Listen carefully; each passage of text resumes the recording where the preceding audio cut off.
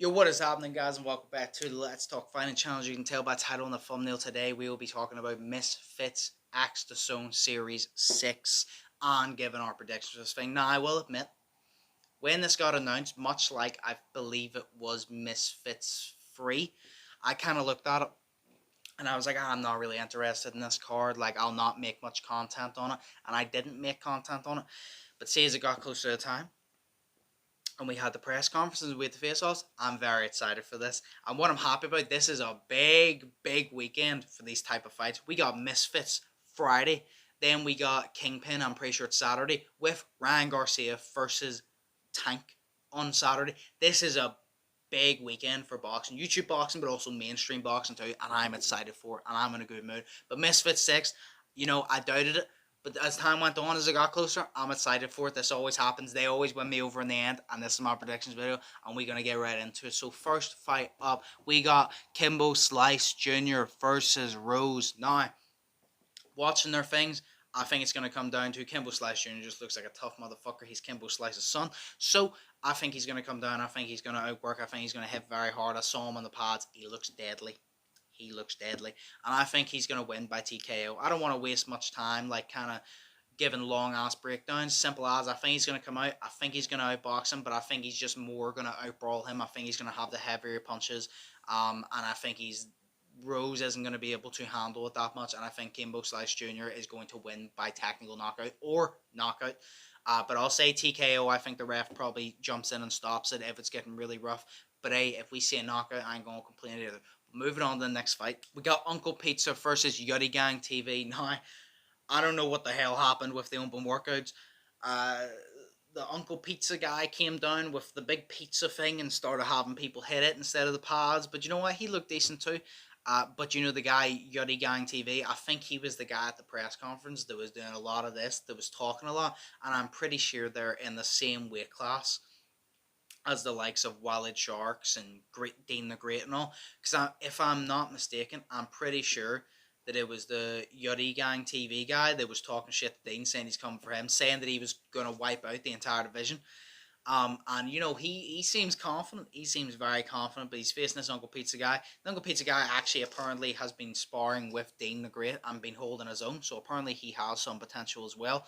The Yuddy Gang TV guy, I don't know, I've seen him on the pads a little bit.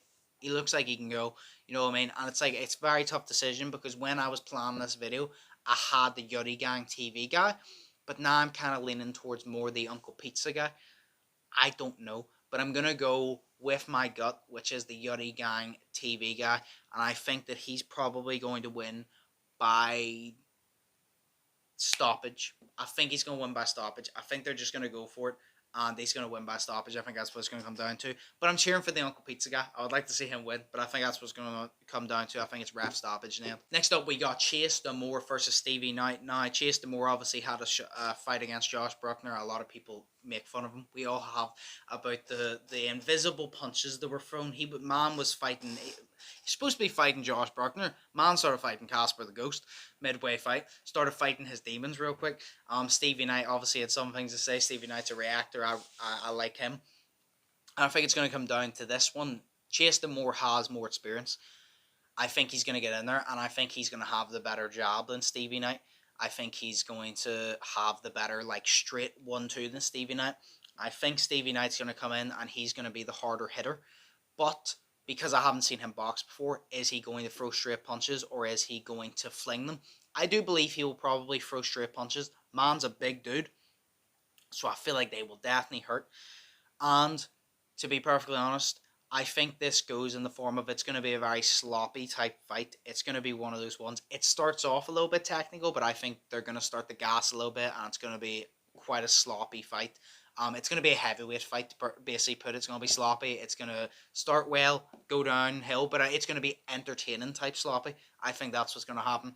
I do get Chase Damore has more experience, but I am backing my boy Stevie now. I think it goes to decision. I think, like I said, after the first round, second round, they start to gas a little bit. They start to throw these. They probably start to clinch and throw each other about a little bit, but I believe it makes it to decision, and Stevie Knight probably wins against Chase Damore, despite Damore having the more experience. I think Stevie Knight will probably, this is just, assuming. I think he will come out, and I think he will show that he can fight, to a degree. Can he box? I don't know, but I think he'll come out and he'll probably just, hit harder and chase more, and that's what it kind of comes down to in the YouTube heavyweight boxing scene. Then we got Wild Sharks versus iPop.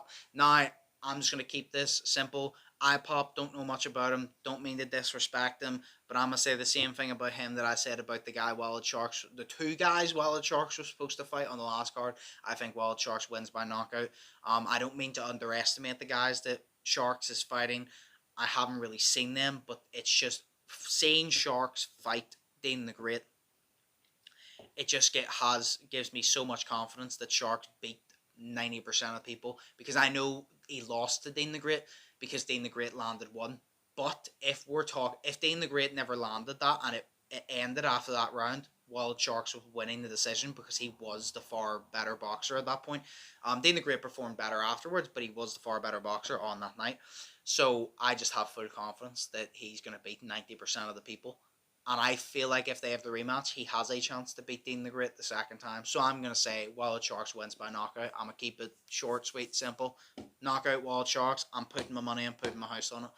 And I believe in him. And that's who I'm backing. Minicon versus Jake the Viking. Now, Jake the Viking's a big guy. He looks big as shit. He literally is built and looks like a Viking. Minicon obviously has some past experience. I don't know if it was Minicon that fought Nick Young and all, but he does have some past experience. This is going to be another heavyweight fight. They're going to come in. I think it's going to be a little bit technical. I think Minicon's going to be a little bit more technical because he has that bit more experience. I think Jake the Viking's going to come in and he's going to try and be a bit more tactical. I think there's probably going to be a lot of clinching in this fight.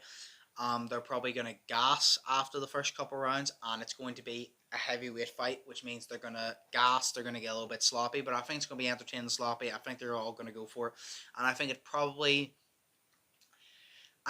that Minicon either wins by late ref stoppage or decision. I know I'm saying a lot of ref stoppages, but I just feel like in the YouTube boxing scene, you don't really get, unless you land a flush right hand, you don't really get to see knockouts, because once you start doing the damage, it's kind of the ref's job to step in before it goes too far. And like I've said a million times, the ref kind of has this job of, I need to protect real fighters from getting hurt. You guys, yes, you step in the ring, fair play these, but you are YouTubers first, which means I need to go above and beyond to make sure I protect you even more. So I just think the ref will step in and probably stop. I think Minicon will win by stoppage or decision, but I'll put my money more on stoppage, Minicon. But I think the Viking, Jake the Viking, will actually show some things, and I think it will be an entertaining fight nonetheless. I'm just backing Minicon. Then we got the female fight, which is Fangs versus Alumena Vampire. Fangs has been trying to fight on multiple Misfits cards. Her opponents keep pulling out. I've never seen this vampire girl before. Now, a lot of people's probably going to think, oh yeah, Fangs, she's been training, she's going to win. I'm just going to keep it simple. I think the vampire girl is going to win, because when watching the pod work, Fangs has been saying that she's been training for ages, that she's been trying to get these fights. And I don't know if she might be hiding something. Maybe on Fight Night she'll be better. But watching her in the pads, she seemed very stiff. She didn't seem very comfortable hitting those pads, which leads me to believe, has she actually been training this entire time? Which she probably has, but has she actually been training this entire time? And she just, maybe she'll perform better on the night, but she just doesn't look great on pads. But the way I feel it is, I feel like near enough anybody can look good on pads, but not anybody can actually fight. So when I see someone who doesn't look impressive on pads, I believe it's either one or two things. It's one, they're hiding something because they don't want you to pick up on their pros and cons, or two, they're probably just going to be one of those fighters that swing for the heavens, and I think that's going to be Fangs. And I think the Vampire Girl's probably going to do that too, but I got the Vampire Girl taking this fight strictly based on the pad work, in all honesty. Strictly based off the pad work, in all honesty. And I probably got the Vampire Girl winning decision. We'll say decision. That's what I'll go with. I'll say decision. I keep looking down here because I have all the fights listed here. But I don't know why I keep looking at it. It's because I keep forgetting people's names. But yeah, no, I got Vampire Girl winning by decision, I'd say. Moving on to the main event, we got Chris Avila versus Paul Bamba. Now, Chris Avila is Nate Diaz's sparring partner, I think, one of his good friends. He also fought against Dr. Mike, and he beat Dr. Mike about the ring, basically. But fair play to Dr. Mike for staying there. I think this is going to be a really good fight. I cannot wait for this one. There's already bad blood. There was already rats at the press conference. They were already trying to fight, trying to scrap their name, and I cannot wait for this one. I am picking Paul Bamba to win this one, though, and one of the main reasons for that is I don't doubt that Chris Oliveira can box. We've seen that against Dr. Mike, and I think he will box. I think Paul Bamba will also box well, but seeing Chris Oliveira fight Dr. Mike, he had Mike on wobbly legs sometimes, but he never finished him. And the way I feel it is Dr. Mike's a tough guy, but the fact he never finished him, Paul Bamba, to me, you know, he's going to be tougher than Dr. Mike. So if you couldn't put Dr. Mike away, I don't think you can put Paul Bamba away. I think that this fight could come down to knockout or stoppage. I see it going to decision. I see Paul Bamba winning the decision over Chris Oliveira, but I see Paul Bamba putting... I don't see him necessarily wobbling Chris Oliveira. I think it'll be like the Nate Diaz type thing where you're beating Nate Diaz convincingly, but Nate Diaz is still coming forward. I think it's going to be the case of that, and I think Paul Bamba is going to outland him and he's going to win by decision, but I think it's going to be a very good fight, very tough fight, and I cannot wait for this one, but I got Bamba. And we got the main event, JMX versus Le'Veon Bell. Now, this was a tough one. JMX obviously has experienced. Le'Veon Bell, I think, has had one fight before, and I think he knocked him out. This comes down to, I think the winner of this is probably going to fight Logan Paul, which, you know, I've always wanted to see JMX versus Logan Paul, so I'm kind of hoping JMX wins. But who do I think is going to win? I think they're going to get in. I think they're both going to box. JMX really needs to improve from that Ginty performance, because I don't think that was his best performance. I definitely think he needs to improve from that. Le'Veon Bell, you know, he's coming off a win, obviously, but Le'Veon Bell in that fight kind of showed to me that he leaves himself open a lot. And it all comes down to, will JMX take advantage of the openings? Will he land at those exact times? And will he actually, you know, like, just go for it? If he sees an opening, will he land there and then? Will he take advantage? Will he have the ring IQ to do that and to actually box this guy and to counterpunch as well as coming forward? Who knows? But I think he will. I think it's going to be a very, very, very close fight. I think it's going to be a very, very, very tough fight. I think there's going to be times JMX is beating on Le'Veon Bell. I think there's going to be times Le'Veon Bell is going to beat on JMX. I think it's going to be a very back and forth. I think it's going to be a very, very close fight. But I think it all comes down to, I think in the later rounds, when they're going for it, they're probably going to go head to head. And I believe JMX is probably going to land a big right because Le'Veon Bell leaves himself open, stun him, push forward, and probably finish Le'Veon Bell and knock him out.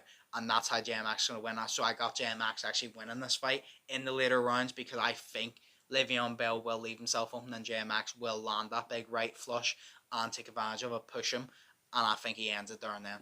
But that is my predictions for the Misfits X Zone Series 6 entire card. Let me know in the comments below, what is your predictions on each fight? Who do you want to win each fight? Who do you think is going to win each fight? Overall, hopefully you enjoy the event. Hopefully the event is good. Like I said, I wasn't a big fan of it at the start, but it grew on me after a while, and I'm very excited for it. We got a big weekend of fights coming up, whether it's YouTube boxing or mainstream boxing, and I'm excited. But as always, hope you all enjoy this. Hope you all enjoy the Kingpin if you're watching that too. As always, hope you all are thinking positive, test negative. Have an amazing day. Stay safe. Enjoy the fights over the weekend, and I will see you after all of it. So I'll see you then. So, peace.